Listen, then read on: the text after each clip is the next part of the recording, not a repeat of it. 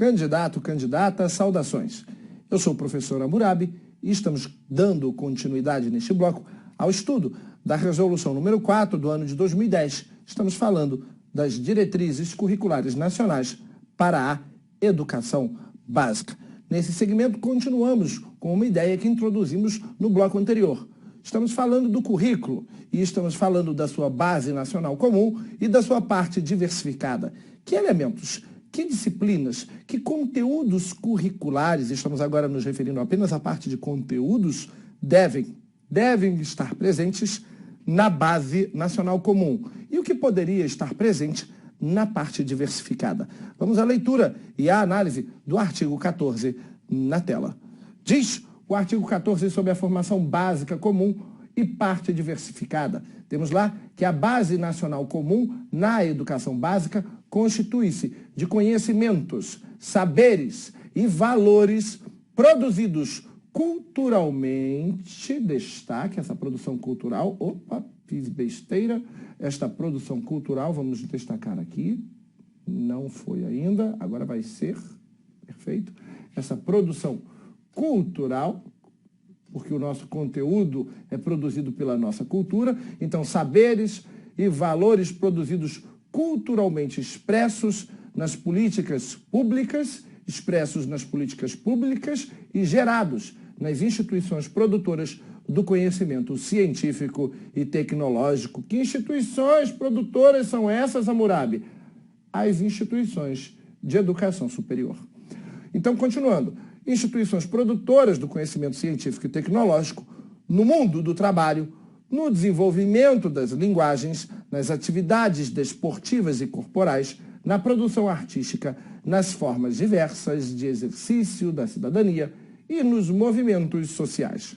O parágrafo 1º informa que integram a base nacional comum nacional a língua portuguesa, vamos destacar, em todo o país e em todo o currículo teremos isso, a matemática por razões óbvias e o conhecimento do mundo físico, o conhecimento do mundo natural, o conhecimento da realidade social, o conhecimento da política e especialmente do Brasil, incluindo o estudo da história, destaque história e das culturas afro-brasileira e indígena. Sim, a cultura afro-brasileira e indígena e a matriz europeia, embora não esteja expressa aqui diretamente, você sabe que a matriz europeia também é objeto de estudo por força da Constituição.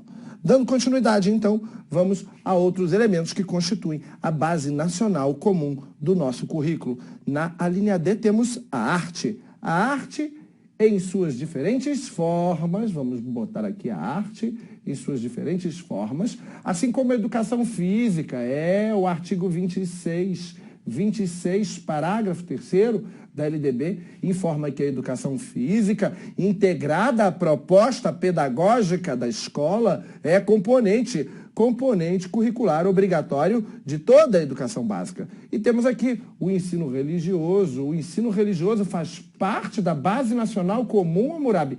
É claro que faz. A LDB, em seu artigo 33, diz que o ensino religioso, embora seja de matrícula facultativa aos alunos nas instituições públicas de ensino fundamental, ela diz que esse ensino religioso é parte integrante da formação básica do cidadão. Se você opta por exercer a faculdade de não assistir às aulas de ensino religioso, tudo bem. O oferecimento nas escolas públicas de ensino fundamental é obrigatório. A matrícula por parte dos alunos é facultativa, mas o artigo 33 diz que o ensino religioso é parte integrante da formação básica do cidadão. Se você opta pela faculdade de não assistir às aulas de ensino religioso, faltará algo na sua base como cidadão. Então tenha atenção e tenha cuidado, porque o ensino religioso, ao contrário do que algumas pessoas pensam, ele é obrigatório, o oferecimento dele é obrigatório, e uma vez que o oferecimento dele é obrigatório, nas instituições públicas de ensino fundamental, ele passa a integrar a base nacional do currículo destas instituições. Dando continuidade, temos o parágrafo 2º, vamos continuar falando de currículo na tela. Tais componentes curriculares são organizados pelos sistemas educativos em forma de áreas de conhecimento, disciplinas, eixos temáticos. Temos eles em áreas, temos eles em disciplinas, temos eles em eixos, preservando-se especificamente, preservando-se a especificidade, desculpem a falha na leitura, a especificidade dos diferentes campos do conhecimento por meio dos quais se desenvolvem as habilidades indispensáveis ao exercício da cidadania, em ritmo compatível com as etapas do desenvolvimento integral do cidadão. Então, estes conteúdos podem ser divididos em áreas. Quando a gente leva em conta o currículo do ensino médio, sabemos que os conteúdos curriculares são divididos em áreas como ciências da natureza, matemática e suas tecnologias, como, por exemplo, linguagens, códigos e suas tecnologias. Enfim, temos 3 áreas que organizam, segundo os parâmetros curriculares nacionais, 3 áreas que organizam as disciplinas no ensino médio, mas no ensino fundamental não. No ensino fundamental não temos áreas. Geralmente no ensino fundamental temos disciplinas. Para você que vai fazer a prova do Distrito Federal, do Magistério do Distrito Federal, por exemplo, você vai estudar a temática dos eixos. Ao estudar os eixos que vão articular o currículo, como, por exemplo, a cidadania, como, por exemplo, a diversidade, como, por exemplo, os direitos humanos que estão prescritos no currículo da educação básica do ensino fundamental, do ensino médio, isso é da educação básica em geral, aqui no Distrito Federal, você leva em conta vários elementos da base nacional comum, porque eles estão articulados na forma de eixos temáticos. Então, quando a gente articula em áreas, em disciplinas, em eixos, ainda assim a gente tem que preservar o que é específico de cada um destes elementos, de cada uma dessas disciplinas, de cada uma desses campos do conhecimento, porque esses conteúdos, essas disciplinas, não podem se descaracterizar. Essa é a ideia principal. Dando continuidade, vamos ao parágrafo 3º, na tela. O parágrafo 3º diz que a Base Nacional Comum e a parte diversificada não podem se constituir em 2 blocos distintos, com disciplinas específicas para cada uma destas partes, mas devem ser organicamente planejadas. Vamos destacar. Organicamente planejadas e geridas de tal modo que as tecnologias de informação e comunicação perpassem transversalmente a proposta curricular, desde a educação infantil até o ensino médio, imprimindo direção aos projetos políticos pedagógicos. Então, a Base Nacional Comum e a parte diversificada não podem ser blocos distintos, muito pelo contrário. O que na prática não acontece, acabam de fato se tornando blocos distintos, mas não podem, devem ser um emaranhado único. As disciplinas da Base Nacional Comum devem estar imbricadas com as da parte diversificada, formando uma única trama no tecido. Devemos fazer com que eles se articulem de forma única, organicamente planejadas. Isso é, quando a gente fala em planejamento orgânico, estamos falando de sistema, estamos falando de conjunto de órgãos. Temos que fazer com que uma se torne interdependente da outra. Esta é a ideia principal. Vamos dar continuidade. Vamos agora para o artigo 15, que vai falar da parte diversificada. A parte diversificada enriquece, segundo o artigo 15, e complementa a Base Nacional Comum, prevendo o estudo das características regionais e locais da sociedade. Prevendo o estudo das características locais e regionais da sociedade, regionais e locais, como eu já havia dito antes, assim como da cultura, assim como da economia, assim como da própria comunidade escolar, perpassando todos os tempos e espaços curriculares constituintes do ensino fundamental e do ensino médio, independentemente do ciclo da vida no qual os sujeitos tenham acesso à escola. Dando continuidade, diz o parágrafo 1º que a parte diversificada pode ser organizada em temas gerais na forma de eixos temáticos. Já falamos de eixo temático no bloco anterior. Selecionados colegiadamente pelos sistemas educativos e pela unidade escolar. O que quer dizer selecionado colegiadamente? Selecionado por um grupo de estudiosos, um grupo de professores, um grupo que pode ser até integrado por membros da comunidade local escolar. Selecionado colegiadamente é selecionado em grupo. Os temas que vão compor os eixos temáticos são selecionados por um grupo e não arbitrados por uma secretaria de educação. Dando continuidade, vamos ao parágrafo 2º do artigo 15, na tela. Diz o parágrafo 2º que a LDB inclui o estudo de, pelo menos, vamos destacar, pelo menos, uma língua estrangeira, mas ela tem que ser moderna. Não pode ser latim, não pode ser sânscrito, tem que ser moderna, não pode ser língua morta. Na parte diversificada, cabendo sua escolha à comunidade escolar. Olha que maravilha, é a comunidade escolar que vai escolher e não o sistema. Dentro das possibilidades da escola, é óbvio, a comunidade escolar quer francês. Tem professor de francês? Não, não tem, então não pode francês. A comunidade escolar quer italiano. Tem professor de italiano? Não, não tem. A comunidade escolar quer espanhol. Tem professor de espanhol? Não tem. Tem professor de quê? Só de inglês. Então, apesar de a comunidade escolar poder escolher, essa escolha passa pela possibilidade da escola de oferecer esta disciplina, esta língua. Se a escola não tiver possibilidade de oferecer aquela que foi escolhida, ela vai prestar a que tiver à disposição. Então, a comunidade escolar escolhe dentro das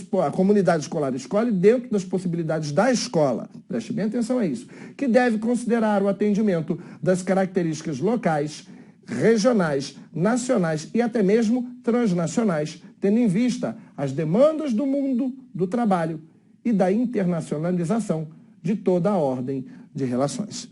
Essa é a parte que todo mundo conhece, que é a parte prescrita na LDB. Mas existe um dispositivo que eu quero que você observe com referência à língua espanhola. Nós temos a Lei 11.161, do ano de 2005, que informa sobre a obrigatoriedade da oferta no ensino médio, toma cuidado com isso, no ensino médio, da língua espanhola para o aluno, embora a matrícula seja facultativa por parte do educando.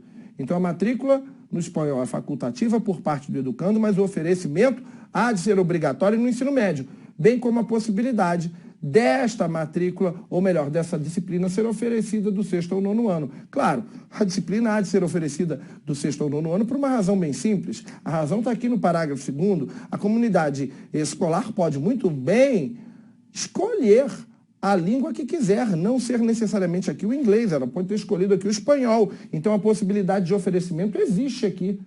Pelo menos uma língua, já poderia ser de pronto o espanhol. Agora, quando se chega ao ensino médio, além desta uma língua, digamos que aqui seja escolhido o inglês, o oferecimento do espanhol há de ser obrigatório. Não obstante, a matrícula há de ser facultativa. Dando continuidade, vamos ao artigo 16.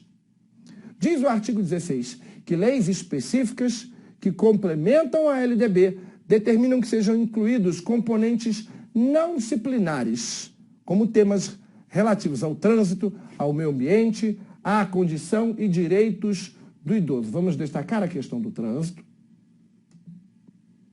do meio ambiente e da condição e direito do idoso e também da criança. Ele não menciona aqui, mas a LDB vai falar também que conteúdos ligados ao Estatuto da Criança e do Adolescente devem ser ministrados em sala de aula.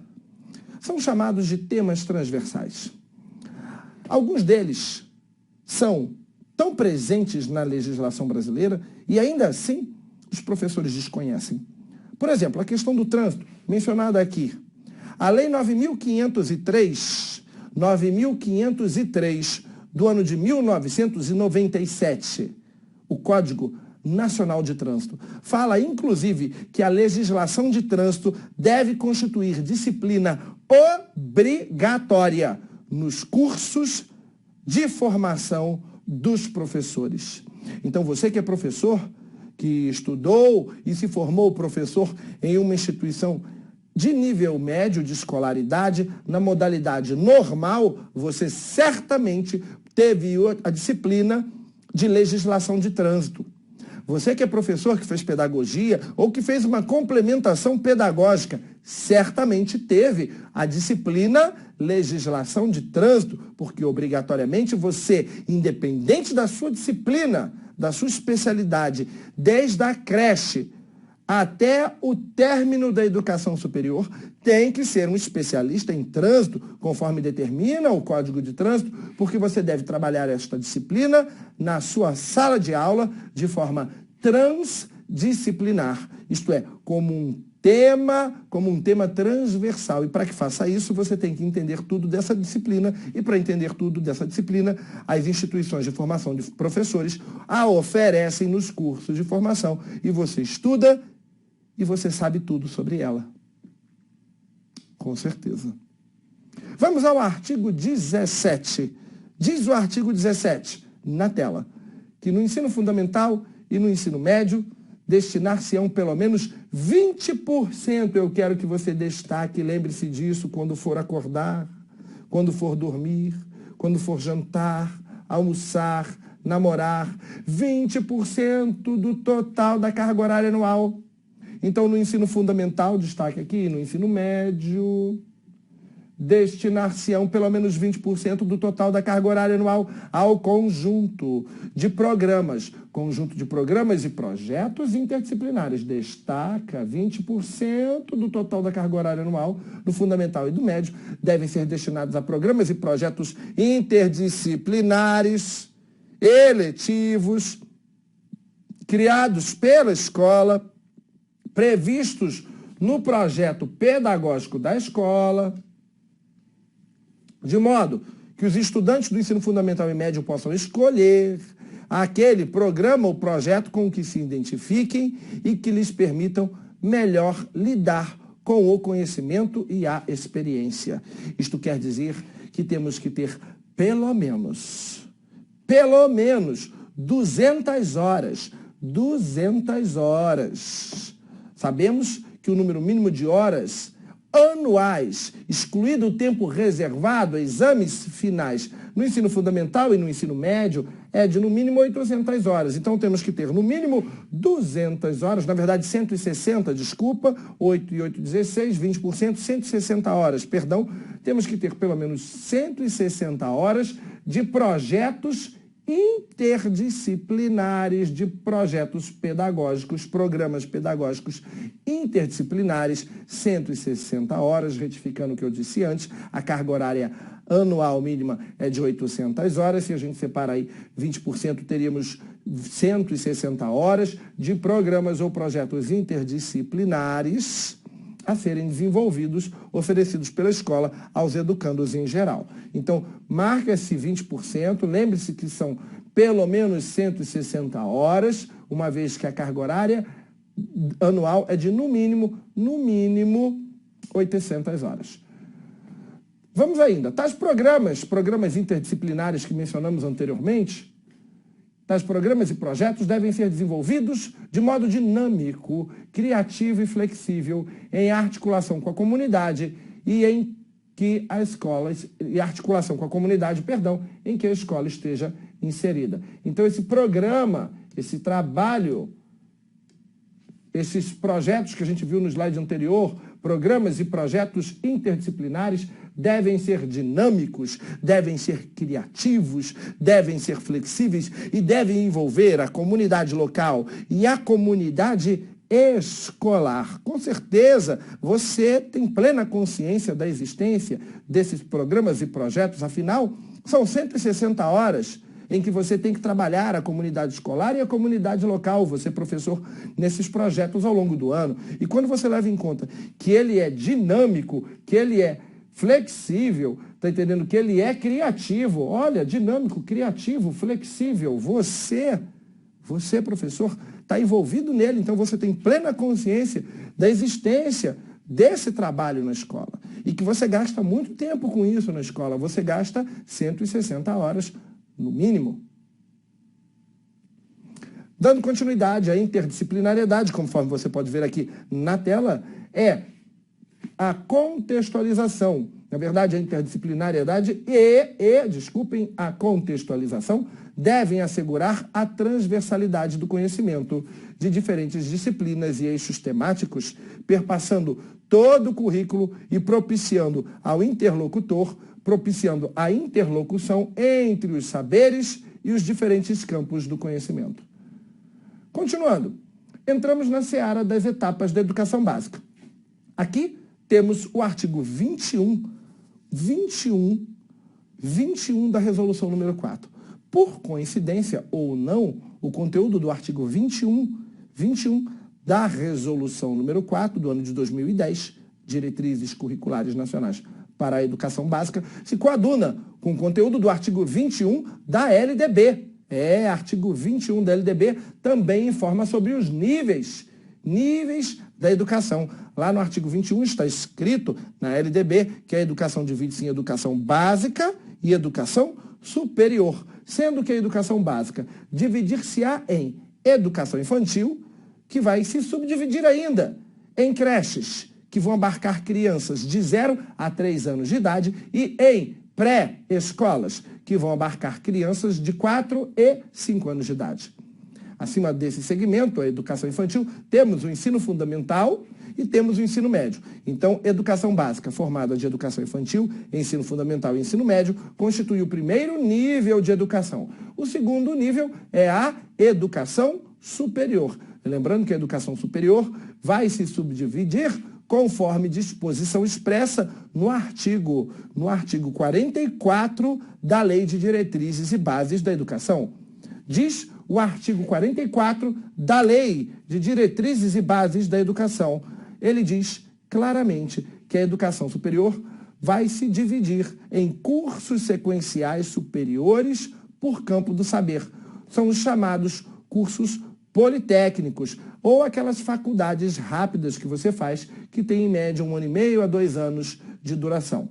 Também temos os cursos de graduação, e equivalente aos cursos de graduação, temos os cursos de tecnólogo.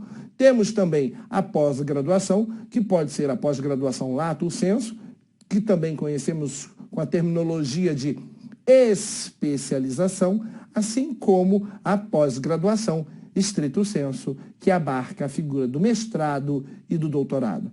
E por último, temos os cursos de extensão previstos no artigo 44, inciso 4 da LDB. Então, voltando para a resolução número 4, vamos lembrar aqui, estamos falando dos níveis educacionais. O conteúdo do artigo 21 da resolução número 4 se coaduna com o que está no artigo 21 da LDB. Então, vamos ver aqui o que está escrito na tela. O artigo 21 diz que são etapas correspondentes a diferentes momentos constitutivos do desenvolvimento educacional. Inciso 1º, a educação infantil, que compreende a creche, englobando as diferentes etapas do desenvolvimento da criança até 3 anos e 11 meses. E a pré-escola, com duração de 2 anos. Dando continuidade, inciso 2, o ensino fundamental. O ensino fundamental obrigatório e gratuito, com duração de 9 anos. É organizado e tratado em 2 fases. 5 anos iniciais e a dos 4 anos finais. Então, teríamos aí o 1º ao 5º ano e teríamos do 6º ao 9º ano. E inciso 3º, ensino médio, com duração mínima. Então, eu quero que você destaque esse mínimo aqui. Muita gente diz que o ensino médio tem 3 anos. Não, a duração mínima dele é 3 anos. Então, mínimo de 3 anos, ok? Dando continuidade.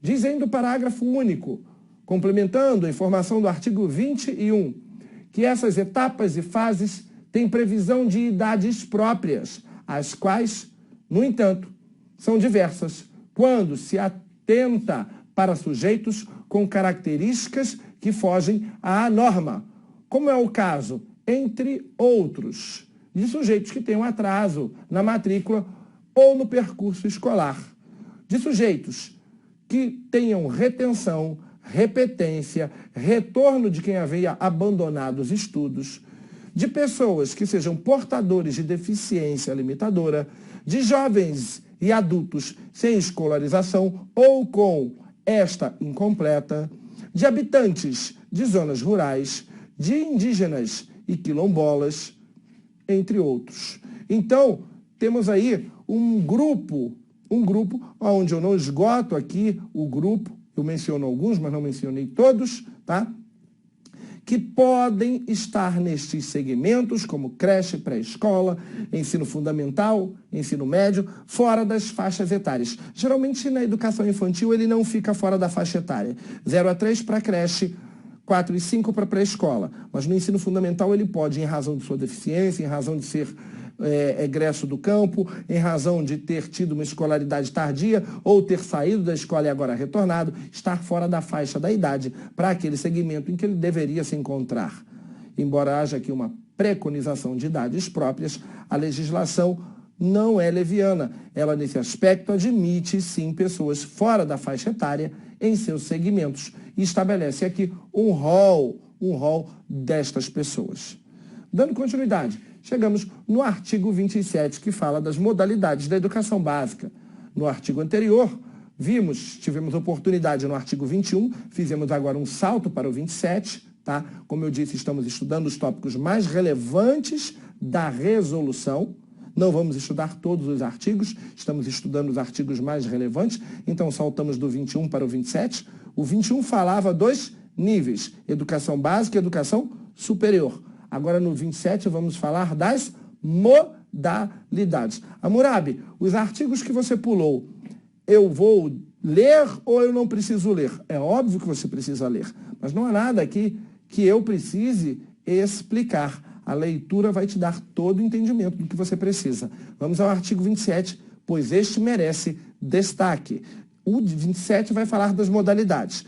Diz o 27 que a cada etapa da educação básica podem corresponder a uma ou mais das modalidades de ensino.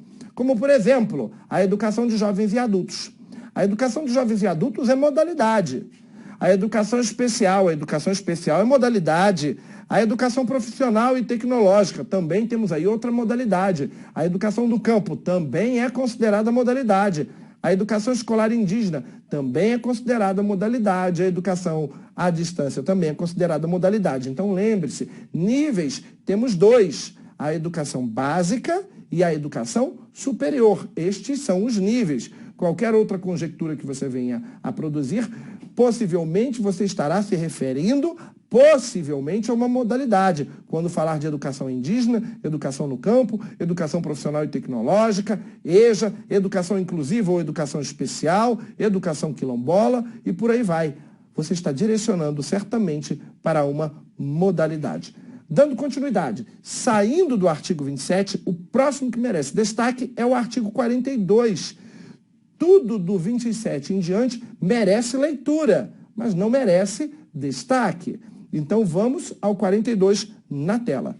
Informa o artigo 42 que são elementos constitutivos para a operacionalização destas diretrizes, o projeto político-pedagógico e o regimento escolar. Sem projeto político-pedagógico e sem regimento escolar, uma instituição de ensino não existe.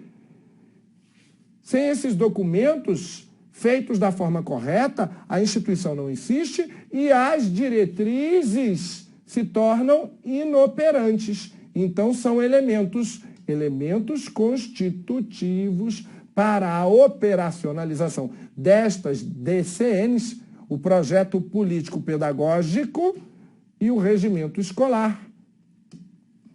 O sistema de avaliação, a gestão democrática e a organização da escola, o professor e o programa de formação docente. Então, começamos com o projeto político, o regimento escolar, o sistema de avaliação. Sem ele, não existe uma diretriz curricular operacional, a gestão democrática, que está intimamente ligada ao projeto político-pedagógico da escola. Se o projeto pedagógico da escola é político, a tendência é que a gestão da escola, de fato, seja democrática, a organização da própria escola, a estrutura orgânica, o professor e o programa de formação docente. Sem estes elementos constitutivos, as diretrizes curriculares nacionais para a educação básica são inoperantes. Se não tem professor, se não tem projeto de capacitação de professores, se a gestão da escola não é democrática, se o projeto político,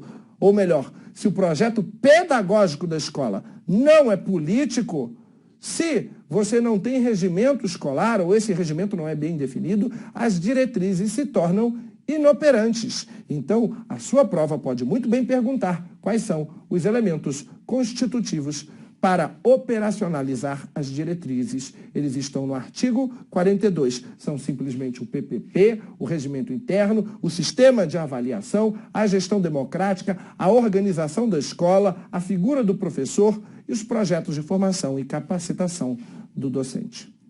Estamos fechando mais um bloco e no próximo bloco estaremos encerrando o estudo das diretrizes curriculares nacionais para a educação básica. Um grande abraço e até o nosso próximo e último encontro.